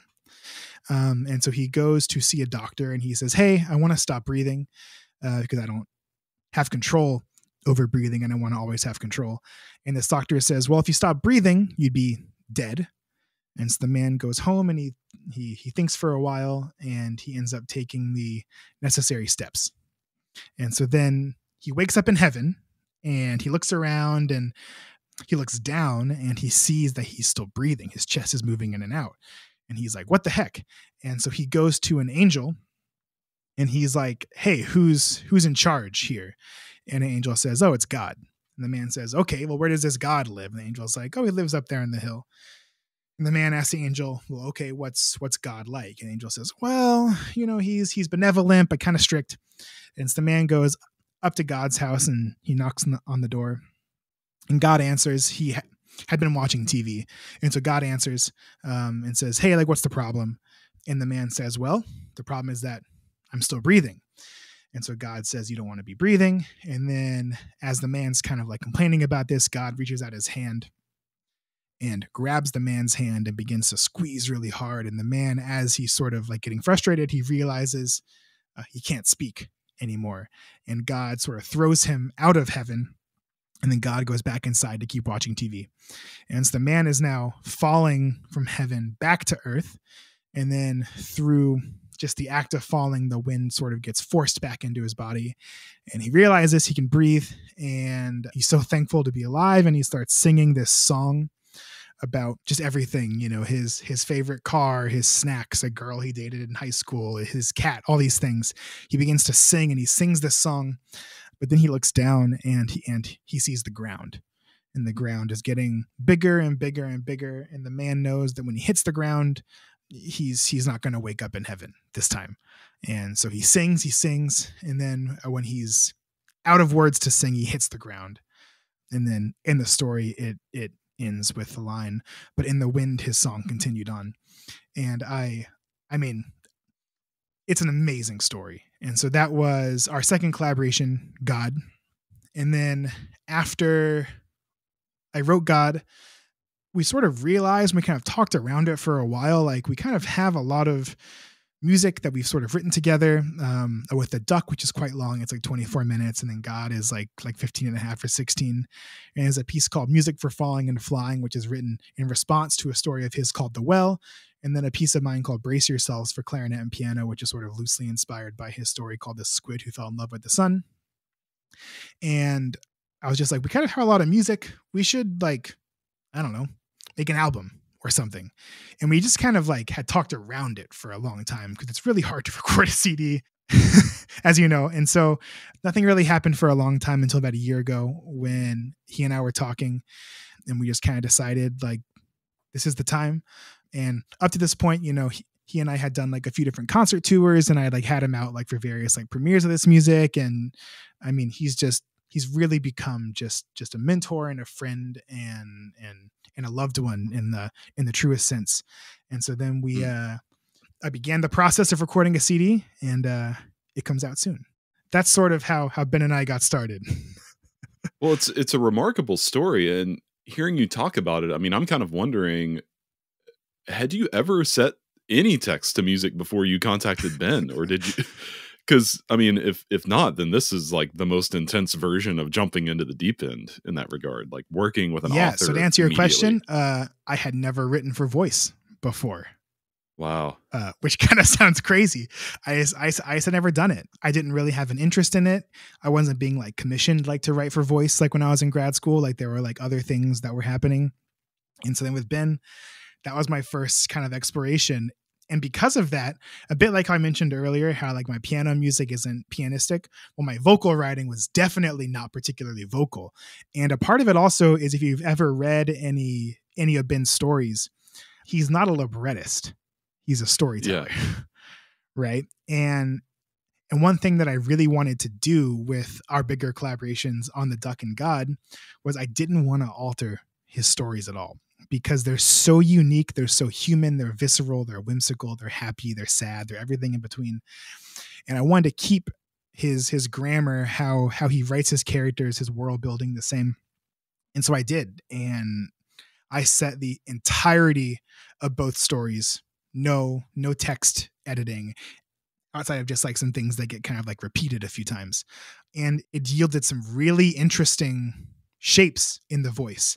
And what's been really cool is each time I've gotten to hear these pieces performed, and at the recording session recently, just talking with the vocal soloists about how it's not like anything else they've sung at all, because Ben's collaboration with me was more the result of the pieces was more just a byproduct of us getting to know each other. Right. So he wasn't in there saying oh, I think at this moment, it has to be the flute doing this thing, or I want the male voice to do this here and this here. I just got to know Ben, and we just hung out, and the music sort of came from that. And there were some choices I made that that were surprising to him. And there were some things that, he said about his stories sort of after I finished a piece that were surprising to me. And I think that it made our collaboration just really fresh and interesting. And the vocal writing is interesting. Both pieces are scored for piano plus percussion, with The Duck having a baritone soloist and a soprano soloist, as well as all throughout The Duck, there is narration that is either from one person, or on the album, you're going to hear it sort of be from the members of the ensemble, but kind of voiceover narration. In God, it's for piano plus percussion, and then a baritone voice and a bass baritone voice. And then the ensemble sort of acts like a Greek chorus, and they kind of sing speak throughout, but it's not like a voiceover narration. It's kind of more just built into the textural fabric of the music. But it was wild. And I had teachers in college who told me that my writing for the voice was not good and it wasn't operatic. And I was like, that's fine. I'm not really writing an opera. I'm not writing an art song. I'm writing a setting of Ben's story. So I didn't really have to have it be that.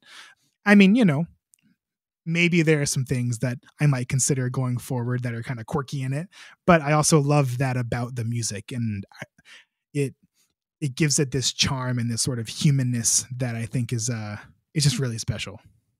I mean, hearing you describe the way that your process throughout the collaborations with Ben, I mean, I immediately think back to what you just said about working with that string quartet in your undergrad. I mean, it's almost like the music is the music and it's going to be what it is, but it's the interpersonal relationships that you build that's where the magic really is. Yeah, absolutely. I mean, besides working with Ben, have you done any other interdisciplinary collaborations? So yeah, I teach music at a Central Piedmont Community College here in Charlotte, where I'm one of our full-time music faculty, where I teach music theory, oral skills, honors music history, applied high brass, and applied composition. And we are a big community college, but we're sort of like a small school of arts. And so one of my colleagues is our dance department chair named Clay Daniels. And he and I had been talking since I started teaching there about doing some kind of a dance collaboration. And it actually first started not with me, but with our class composition course. And so I have students who in the fall, they are in this class where we just kind of learn about how do we figure out our own creative process, right? What does that look like for us? Because for our students, like they have never had access to it. And most of them, some of them have, but how can we sort of like develop our own creative process? How can we sort of come up with something and see it all the way through? And so one of their concerts was each of our student composers got paired with one of Clay's dance students in their advanced choreography class. And they had to work together on a 3-minute solo. And so my kind of parameters for the students were they have to perform the music, and it has to be for found objects, and they have to work with this dancer, and they have to like perform it. And so it was a big success. And the whole time I was just like, Clay, I want this to be me and you. Like, I'm glad, like I'm glad that our students are doing this, but like they're having so much fun and I want to have fun. Let's do it. And so then we thought about it over like the winter holiday. And then Clay came back in the spring and was like, I have an idea for this sort of piece that's inspired by like mid-century German Bauhaus aesthetic. And I want a piece for solo percussion. And I was like, okay. And he's like, and I want you to play percussion. And I'm like, well, I'm not really a percussionist. And he's like, you said you want the same experience that your students had, and I want you to get up there to play this piece. And I was like, okay. And so I wrote this piece called Empiricum, which is also like for found kind of objects, and a snare drum. And it was just the coolest process to sort of work with like he and his students. And so of course he was choreographing his students. And so collaboration was just really, really rewarding. And the kind of music that I wrote was really fun because, I'm not a percussionist. I think I'm like, okay at like hitting things if I have to, like when I need to, but what I do know is about the heart of this collaboration and about what this piece is trying to say, both musically and visually. And so Clay really trusted me to just sort of understand, like if something gets off with the students or whatever, just like it's a living piece, right? Which kind of fits into like the whole kind of Bauhaus vibe. And so I did write it down, like, and it's fully notated, but I never actually played the whole thing from top to bottom. It was always a bit more improvisatory than that, but it was just so great. It was just so cool to sort of write this piece for percussion and play it and work with these dancers. It was a blast. We're actually going to be expanding that piece this fall into like a half-hour work, which I'm really excited about. So, that's awesome. Yeah. I love working with dancers. I mean, that's it's something awesome. I haven't done it since grad school, but so much of the way they think is like the same way that we think about things. I don't know. It's just always like such a fulfilling experience. I also feel just very self-conscious about like what they can do with their body. And I'm like, I can't do that. If I tried that, I would never get up. Yeah, there is that too. No, it was a great collaboration.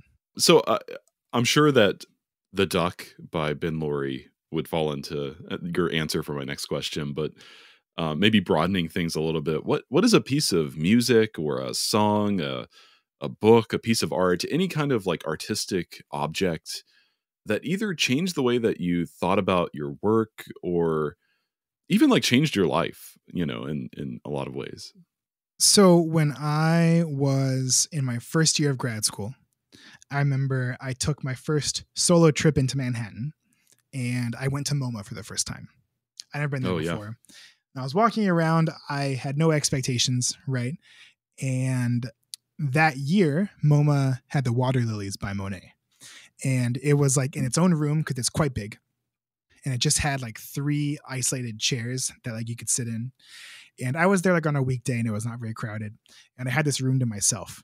And I just sat like in the middle chair and I looked at this painting and I was just overwhelmed by the totality of the simple actions it took to make this art that sort of is so much more than these simple actions, but like it's just brushstrokes on a canvas, but there's a lot of them, and how they're put together makes the sum of those parts so much more than the individual strokes. But the fact that it came from just single strokes is what just really overwhelmed me. And I remember I cried in MoMA looking at this painting of water lilies. And of course I was super embarrassed, like looking around, like make sure one sees me cry. But I just had never experienced visual art like that, you know? And I had like heard my friends like talk about how visual art was kind of like moving to them, but I just had never experienced it. And so that moment was just really powerful. And I think how, especially Monet, how the paintings come to life really fits with a lot of how I was approaching my compositional like process at that point. So it was a really impactful experience. It's a beautiful painting. If you ever get to go see it, it's huge. It's massive. It's wonderful. Yeah. I had a similarly, but totally different, profound experience at MoMA, my very first time in New York City. And their special exhibition at that time was like a John Cage exhibition. Oh, and, whoa. Seeing like his graphic scores, like actual manuscript graphic scores, and like all the people in his circle, like there were text pieces just on the wall, like, you know, let a butterfly out, and when the butterfly leaves the room, you know, I forget who that was, but anyway, yeah, the MoMA. It's always good. Always good. So one thing that I wanted to be sure to ask you about, in the bio that you sent me, you say that you enjoy thinking deeply about coffee. And oh boy. I bring this up because as artists, well, first of all, as a coffee lover, I bring this up, but also because as artists, I feel like we're always looking at the world around us and distilling it into various, I guess, philosophical thoughts. So do you care to elaborate on how you do this with coffee, maybe, for example? Oh, I'd love to. Okay, so my journey with coffee started when I was in high school, and my brother, for Christmas one year, had bought me a French press. And up until this point, you know, I was like a Starbucks caramel frappuccino, extra caramel kind of guy.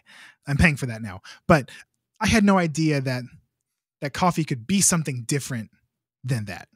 And so I had this French press, and I freaking hated it for so long. I was like, this tastes disgusting. I still have to put all this creamer and this milk in it. Anyways, that seed years later eventually sort of germinated and blossomed into this sort of rabbit hole I fell into in undergrad of espresso. And I remember I bought my first espresso machine. It was not a nice one, but I began to learn about how to extract coffee, how to taste espresso, how to foam milk for latte art. I had a buddy in Chicago who was a former barista who was kind of like telling me about all these numbers and all these ratios you can use for coffee, and not just espresso, but for black coffee. And I bought myself a Chemex, and I bought myself all these things. And it was all self-taught though. Everything was self-taught. I just like read books, I watched videos, and I ended up opening the first of 2 illegal coffee shops at a college. In undergrad, it was called Espresso Espressivo, and it happened in our lobby of our school of music. In grad school, in grad school, the shop was called Coffee Tuesday, except for it met on Wednesdays and sometimes Thursdays, which is confusing, but it was called Coffee Tuesday. Anyways, and so then when I moved to New York, I knew that I loved coffee, and I knew that I couldn't afford to live in New York. Even though I had a nice scholarship from the college and like a TA and all those things, I was like, we are still way not covering what I need to live here. So let me go work in coffee. I was like, I feel like that kind of fits like a cliche of like an artist who works in a coffee shop. And so I began working at this shop called Darling Coffee, which is up in North Manhattan. And I worked there for 3 or 4 months. And then I moved to a shop called Bell's Coffee, which was down in Soho. And that coffee shop was crazy because at Bell's, it was like right across the street from this sort of really bougie hotel where like all these like celebrities would sort of go. And so my entire time working there, I had regulars like Scarlett Johansson or like Andre 3000 who would come in and like talk about their process. Yeah, he signed my like AT Aliens record. Anyways, and I worked there for a while. And then My last job in New York, which was the most sort of important coffee job, was I became a barista educator at a shop called Irving Farm, which has a couple different locations. There's like 6 locations in Manhattan.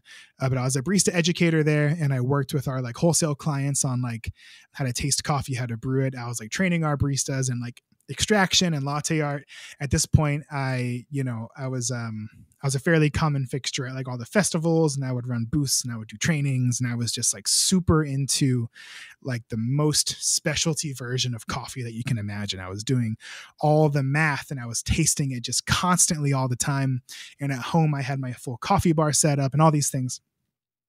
And then after New York, when I came back to Georgia, I just kind of had my home bar set up for a while. And then when I first moved to Charlotte, before I began teaching at the college, I was like, okay, well, I want to find something to do here, like before I kind of started teaching full time.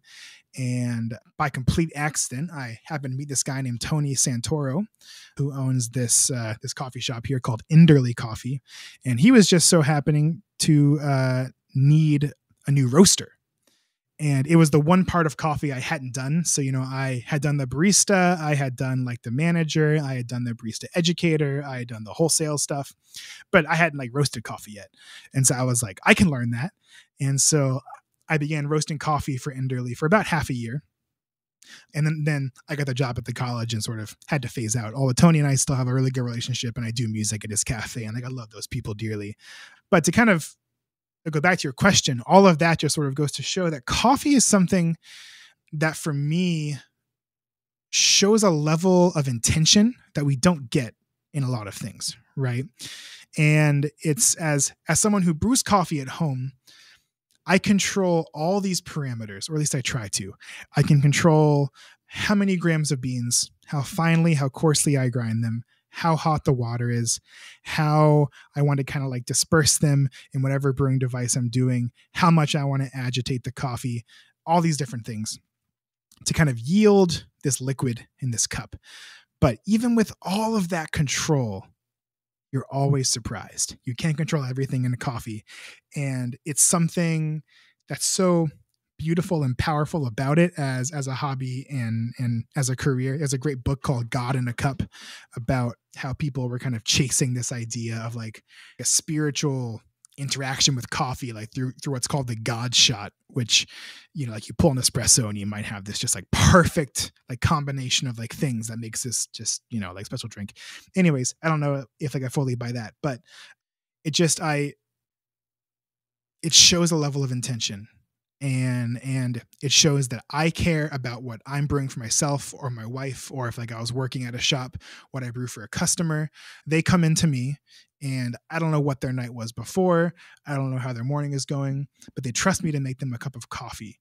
This kind of mundane thing that I get to now make sacred through this interaction between me and my coffee equipment. And then once I make this coffee, me and this customer. And it's just the most beautiful thing. And it's there are so many parallels like between my music composition career and my work in coffee, and about my continued love for coffee. I mean, I think about coffee a lot. If I wasn't working in music, it would be in coffee for sure. And it's still sort of like a retirement plan, maybe later, like I might kind of get back into it. But like this summer, for example, like I was thinking about, what through this summer. And of course there's, always like the occasional opportunity to go teach at a festival somewhere, or like do private teaching or whatever. But I wrote to Tony and I was like, hey, Tony, is it cool if I just like go behind the bar at Enderley and like, I don't know, make some drinks for people like for a few weeks? And he was like, you want to come back to retail? And I was like, yeah, I do. Because that kind of like interaction with people and the coffee and all of that is just so life-giving for me. And it's a different kind of life-giving than what I get through like my musical interactions, that I was like, yeah, I want to come work at the cafe for like 6 weeks. And he was like, okay, I'll come pull some shots. And it was just like the best. So I care about coffee a lot. And I think about it definitely more than most. And, I'll tell you like what I tell everyone, like the best coffee is the coffee you enjoy. Right. Like, so whatever you decide to put in your cup, like if it's Starbucks or if it's like the kind of coffee I brew or like anything in between, that's great. Like, and you should only drink what you love. But I think with coffee, it's something that we have every day. And there are ways to just like continually search for what better might be.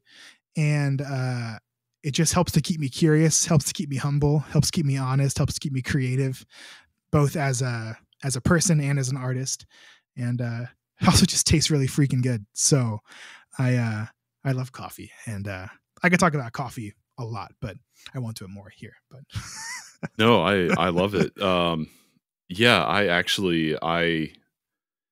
got to a point where I was probably drinking too much coffee a few years ago, and I kind of have people don't usually.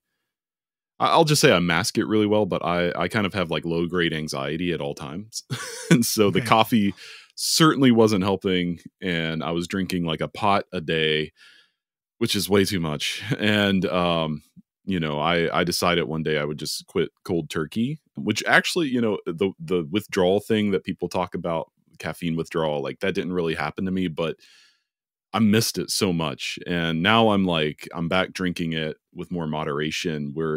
We were talking a little bit before we started recording of how we will both be in Ireland soon in a week or so.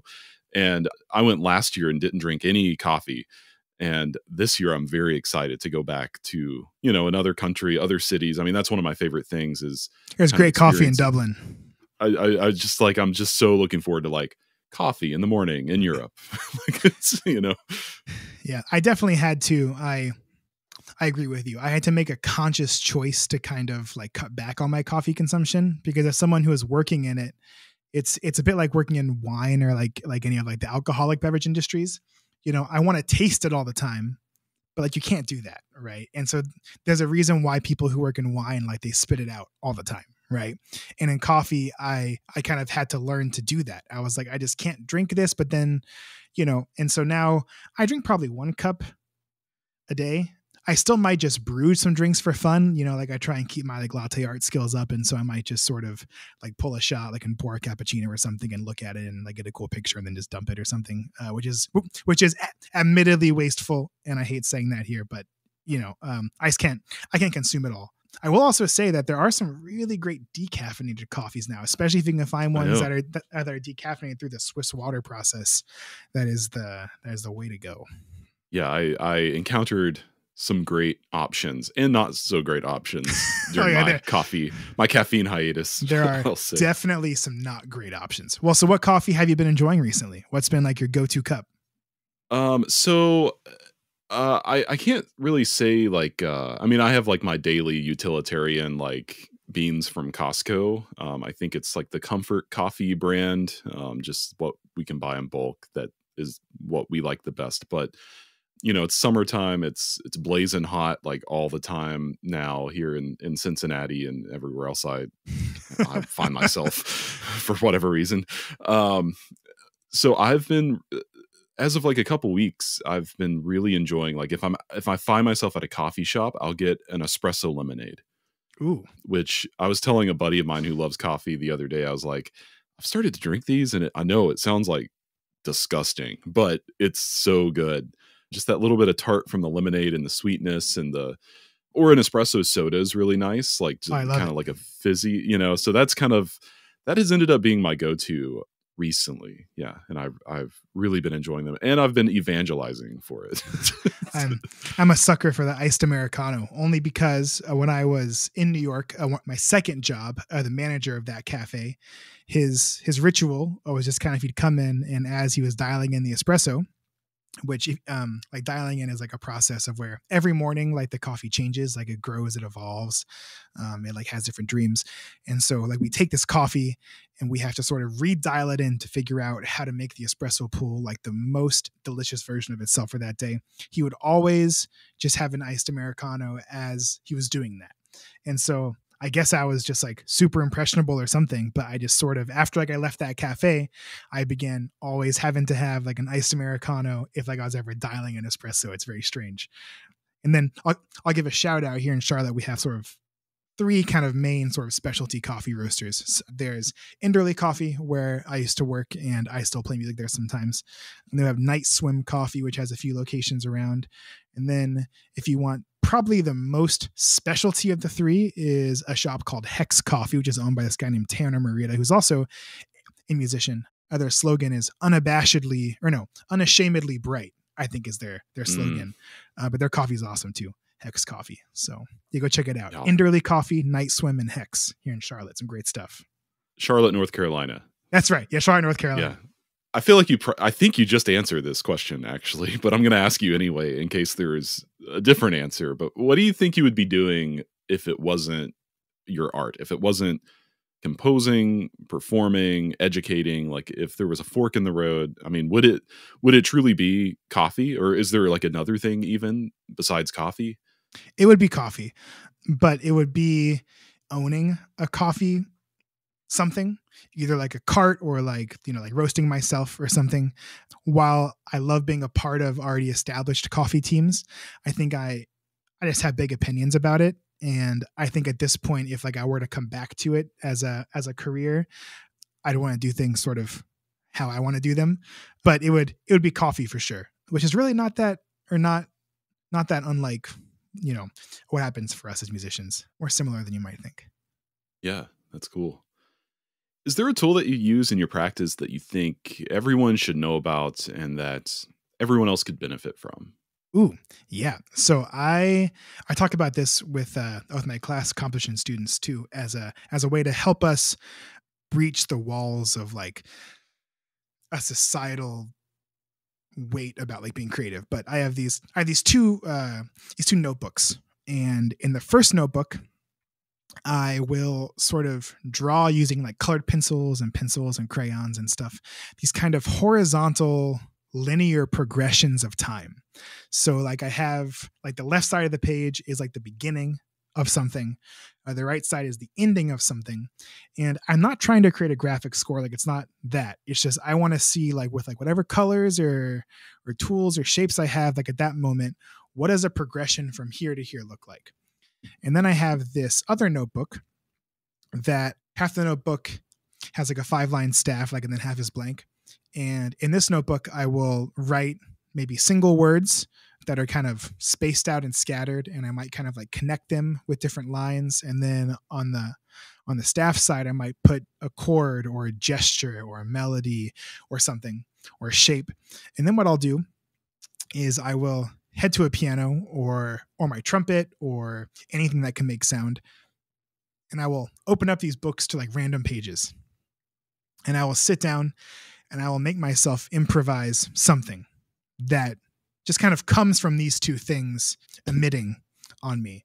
And it's a generative process. It's a process that helps me to practice composition at a time when I feel like I don't have time to practice it, because it feels different than like practicing a trumpet, as like I'm sure. You know, it's like hard to keep ourselves, like practicing as composers. So it is like a way for me to practice composition and to see how seemingly distant ideas can sort of interact in a surprising way. And I always record my sessions on like voice memos or like on a microphone or something, just so I can have a big catalog. And then every now and then, if either like I'm at the beginning of a commission or a new project, or I'm just kind of curious, like what I think at that moment, I'll go back and I'll sort of hear these recordings. And what's really cool is I don't know what pages I was on, right? Like I'm not saying like, oh yeah, this came from like this chord and like this kind of like graphic image, which I think is really cool, just kind of not know where it's coming from. So that's a process that I think can be really beneficial to a lot of people. I've seen it work well for our students. And now I think it is creative, but it is more generative, like for me, than like actively creative. Although I guess those things like aren't that different. Well, yeah, but I was introduced to a process similar to that when I got to grad school, and it was a total game changer. I've probably talked about it on the podcast before, but what you're describing, like not making a graphic score necessarily, but like a visual representation of the piece that I want to write, like a blueprint, is always my starting point. Because if I start like plucking out things on a piano, I mean, I get lost in that really quickly, Yeah. and lose my sense of direction with it. And it just feels like I need parameters, and what you're saying is like creating those parameters and then generating material from the parameters. And someone who does this really well is Augusta Reed Thomas in Chicago. So Mm. if you ever find any of like her kind of like pre-compositional work, or even like a few of her scores, like she'll oftentimes use like a whole wall and kind of like create these sort of like abstract images that use colors and shapes and pieces of music as well. But her stuff's also really, really great to check out for that. My final question is your chance to tie anything up or share anything you want to share. It's really open floor, open ended. What is something you've never had a chance to say about your art that you've always wanted to share with people? I think for me, it's that I want people to look at my music and ask questions about the things that seem odd. And in particular, like when I say that, like it seems strange to kind of say that here, but what I mean in particular is at the beginning of my pieces, I spend a significant amount of creative time thinking about my descriptive words. And I sort of like had a shift in my approach maybe 4 or 5 years ago, where I used to put, like a single adjective, like at every section of a piece or something.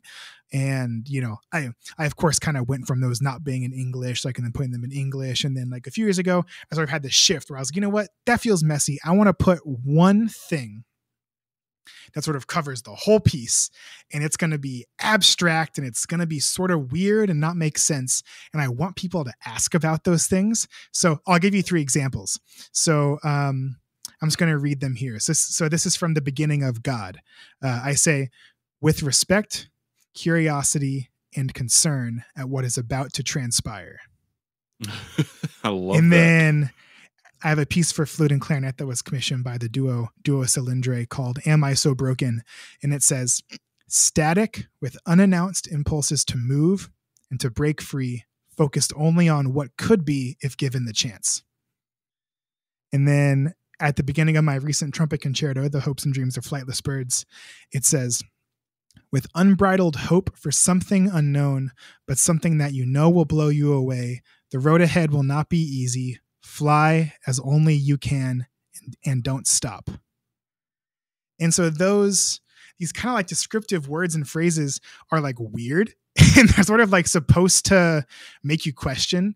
And I love when people ask me about them, because it just makes those moments we sort of have talked about like a few times already, where we get to really make the music and the interaction, and then like the sound that's in the room is a byproduct of that.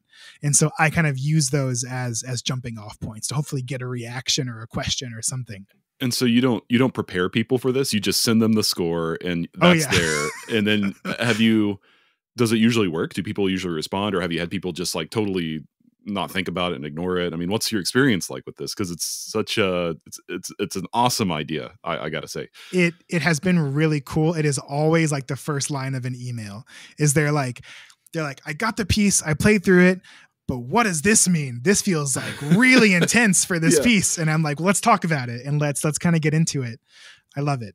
And I sort of began using those kind of in lieu of like program notes. Like I like program notes and like I still use them, but sometimes I'm like, I still want to write about like my piece in the score. That feels weird and like pedantic. So like I'm just going to sort of put this thing here, which I think can kind of cover a lot of conversational ground, like between, a conductor and an ensemble, or an ensemble like themselves, or like with me in an ensemble.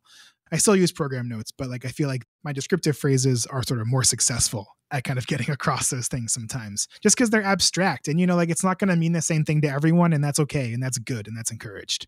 Yeah. And plus, I mean, I find that when I sit down to write music and I sit down to write the program notes about the music, there's always like stuff that I don't really want to say explicitly in the program notes.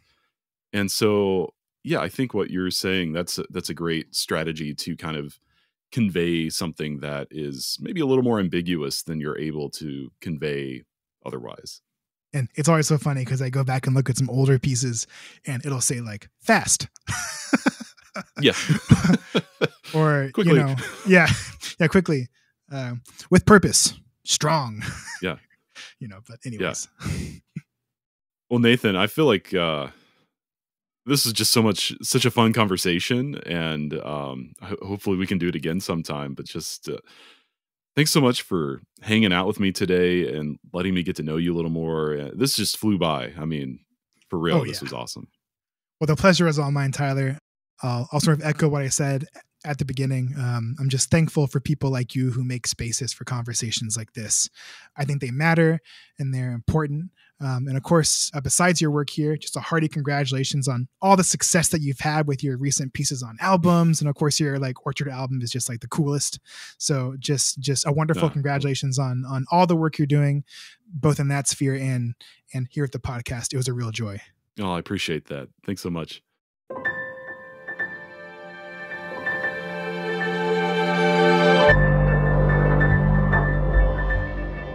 I know I made a comment about this at the beginning of the episode, but I did not expect to get as deep as we did about coffee there at the end. And Nathan, listen, I'm probably going to have to interview you again sometime as a coffee artisan next time for this podcast. Nathan Hudson and his music can be found online at nathanhudsonmusic.com, and you'll find performances and everything related to that, and also more info about him and just everything that he does. I'm Tyler Kline, and thank you so much for joining me for this episode of Music Maker. Music Maker with Tyler Kline is a production of Loose Leaf Transmissions, made for all ears. We are online at looseleaftransmissions.com, and that's where you'll find more episodes of this podcast, as well as ways to support this podcast and network in general. That'll do it for this edition of the show. Take good care of yourself, and I'll see you here next time.